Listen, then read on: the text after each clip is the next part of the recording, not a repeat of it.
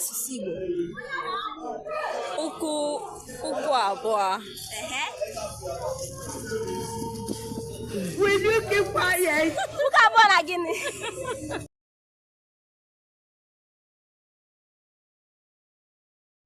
Imani wanyi Igbo kwere ma yoro. Ayoro mama ayoro. Ụmụnne m ekele m unu. Onye na-anụ n'ihe bụ nwaada Igbo, nwaada Ugochi Nwosu. Anyị nọ na mahadum a na-akpọ Nnamdi Azikiwe.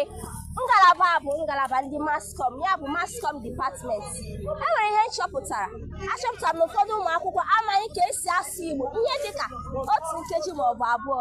Ya ka m gisi ka m bịa kelebịa gwa ha ajụjụ ọnụ ka ama m ihe nke a wee eziokwu. Mgbasonụ ka anyị chọpụta maọbụ eziokwu.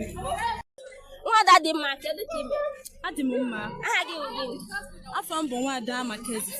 Amakeze.